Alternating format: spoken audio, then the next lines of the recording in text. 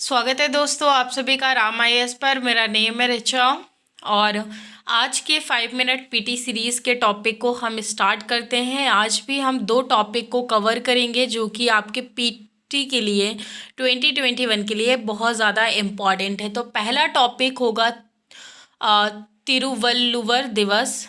तो ये यहाँ पे आप इंफॉर्मेशन भी दी हुई है कि अगर आप भी सिविल सर्विसेज के प्रिपरेशन करते हैं तो आप राम आईएएस चैनल के साथ जुड़कर प्रिपरेशन कर सकते हैं। अगर आप ऑप्शनल परचेस करना चाहते हैं तो ऑप्शनल भी परचेस कर सकते हैं, मैगज़ीन वगैरह भी परचेस कर सकते हैं।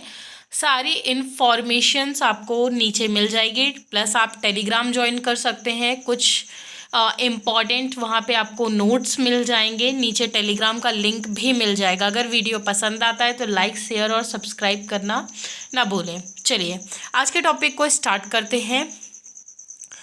तो प्रधानमंत्री ने 15 जनवरी 2021 को तिरुवल्लुवर जो है ये तमिल कवि और दार्शनिक दोनों हैं, तो इनको तिरुवल्लुवर को उनकी जयंती और तिरुवल्लुवर दिवस के अवसर पर याद किया है। उन्हें उनकी जयंती पर उन्हें विश किया था।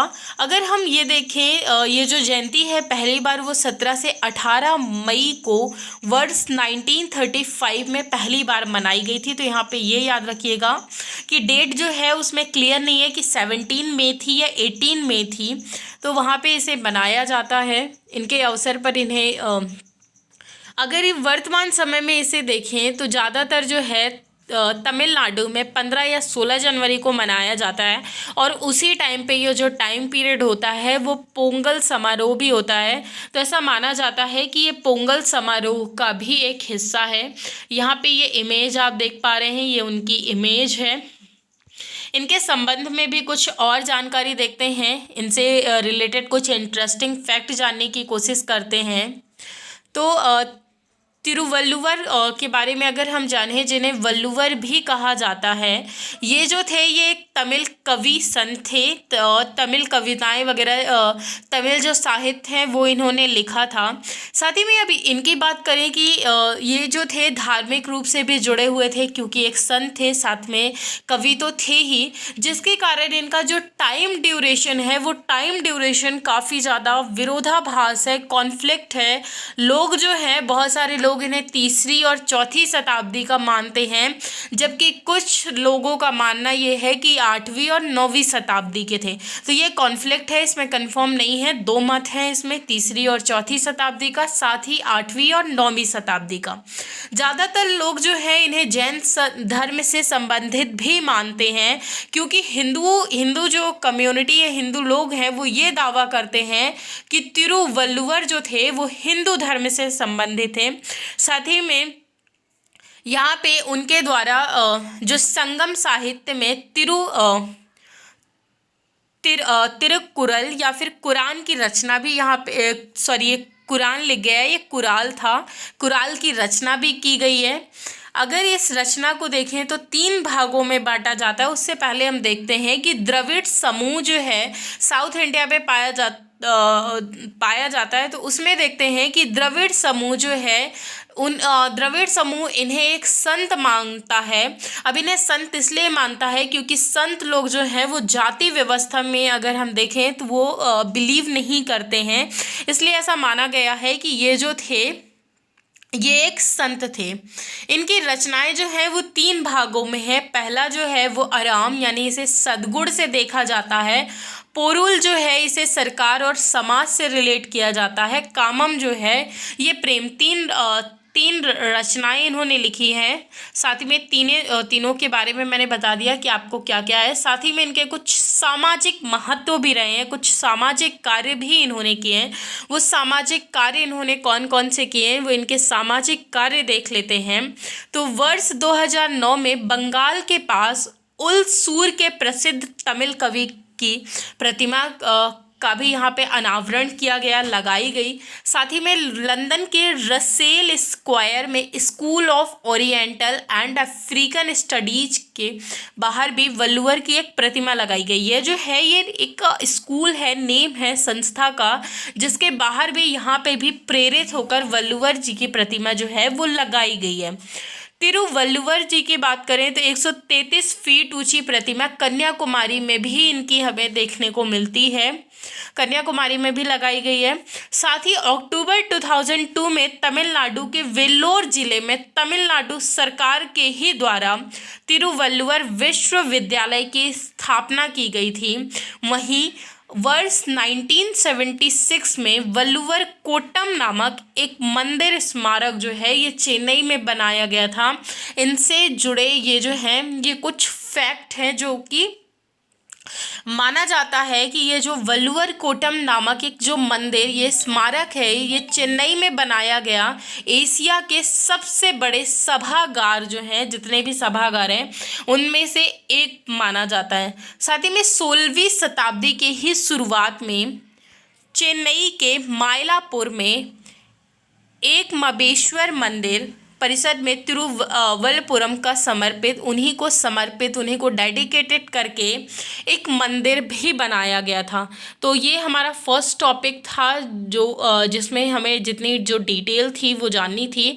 अब चलते हैं हम अपने सेकंड टॉपिक की तरफ, देखते हैं कि हमारा सेकंड टॉपिक आज का क्या है। सेकंड टॉपिक है हमारा गवी गंगाधरेश्वर मंदिर। ये जो गवी गंगाधरेश्वर मंदिर है ये कर्नाटक के बेंगलुरु में स्थित है। ठीक है, अभी यहाँ हाल फिलहाल में आसमान में बादल घिरे होने के कारण जो गवी गंगाधरेश्वर मंदिर आप देखते हैं कि कोहरा वगैरह बहुत ज़्यादा पड़ रहा है। तो इस वर्ष सूर्य मज्जना नामक वार्षिक घटना जो है ये प्रभावित हुई है। सूर्य मज्जना नामक ये क्या घटना है, आगे इसके बारे में डिस्कस करेंगे। इस मंदिर के नाम की अगर बात करें तो इसकी स्थलाकृतिक विशेषताओं और पौराणिक कथाओं से जो हमें जानकारियाँ मिलती हैं उसमें गवी जो होता है उसका मतलब होता है गुफा, और गंगाधरेश्वर जो मंदिर गंगाधरेश्वर जो है नेम है उसका मतलब होता है कि शिव।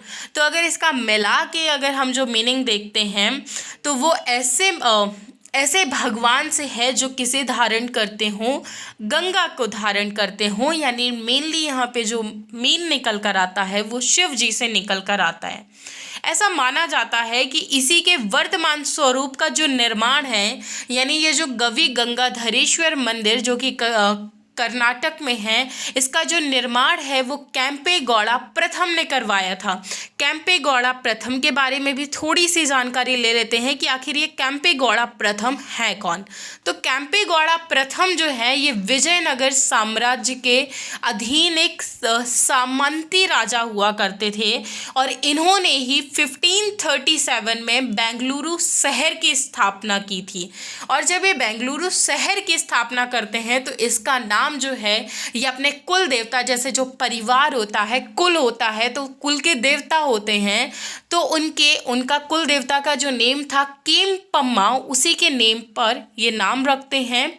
साथ ही में केम्पे गौड़ा जो है इन्होंने पीने के पानी और सिंचाई के उद्देश्यों से काफ़ी सारी झीलों का भी निर्माण करवाया था। जैसे कि एक एग्जाम्पल जो है वो धर्म बुद्धि झील का दिया जाता है।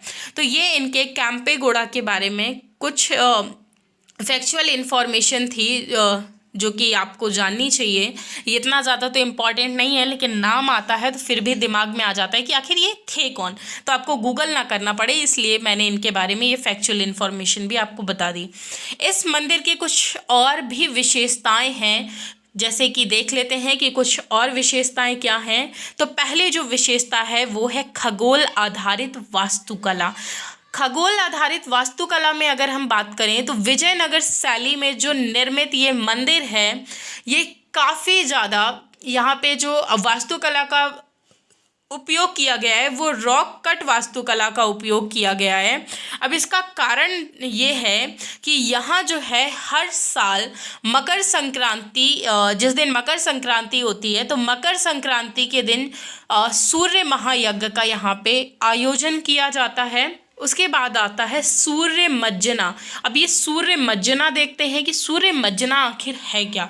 स्टार्टिंग में हमने बात की थी सूर्य मज्जना की, तो सूर्य मज्जना जो है ये हर साल मकर संक्रांति के दिन ही सूर्य की जो किरणें होती हैं वो गेवी में जो शिवलिंग स्थित है, यानी जो गुफा में शिवलिंग बनाई गई है शिव जी की, उस पर सूरज की किरणें दिखती हैं। तो जिसके कारण जब सूरज की किरणें जो है वो शिवलिंग पर गिरती हैं तो अप्रॉक्स 10 मिनट के आसपास वो शिवलिंग जो है वो पूरी चमकती रहती है, इसीलिए सूर्य मज्जना इसे कहा गया है। मुझे उम्मीद है समझ में आई होगी। नेक्स्ट विशेषता जो है वो दो एकास्म संरचनाएं। अब ये दो एकास्म संरचनाएं क्या है? इसमें जो प्रांगण है उसके आगे वाला भाग जो है, यहाँ पे सूर्य देवता की उपासना और चंद्र नाम की दो संरचनाएं बनाई गई हैं। सूर्योपासना और चंद्रपाना नाम की दो जो है यहाँ पे अखंड संरचनाएं बनाई गई हैं। साथ ही में जिनमें जो है वो एक बड़ा खंभा है और एक छोटा खंभा है। ये इसलिए बनाया गया है ताकि यहाँ पे वो जो स्ट्रक्चर है वो सही तरीके से खड़ा रहे। साथ ही में इन संरचनाओं में एक दूसरे के सामने जो है वो बैठे हुए बैलों की इमेज बनाई गई है, जो नक्काशी की गई है। नेक्स्ट विशेषता आती है शिव का प्रतीक चिन्ह। शिव के प्रतीक चिन्ह की बात करें तो मंदिर परिसर में शिव जी की प्रतिमा जो है उससे जुड़ी जितनी भी शिव जी से रिलेटेड जितनी भी चीज़ें हैं वो यहाँ पे बनाई गई हैं। जैसे उनसे संबंधित क्या क्या था, त्रिशूल थे और डमरू थे। इन्हें जो है घंटे के आकार का 2 सिर वाला डमरू यहाँ पे बनाया गया है। साथ ही में दो संरचनाओं के बीच में जो है एक पीतल का ध्वज स्तंभ और एक छोटा सा सावक आवास भी है जिसमें नदी की प्रतिमा है। तो ये इमेज जो है इस टाइप से, ये इमेज मैंने यहाँ पे लगा दी है ताकि आप देख सकें। तो ये इमेज जो है ये इस टाइप से है। ये हमारा आज का टॉपिक था। मिलेंगे आपसे नेक्स्ट टॉपिक में। तो अगर आपने चैनल को सब्सक्राइब नहीं किया है तो सब्सक्राइब कर लीजिएगा। मिलेंगे कल के एक नेक्स्ट टॉपिक में बहुत ही इंटरेस्टिंग टॉपिक के साथ।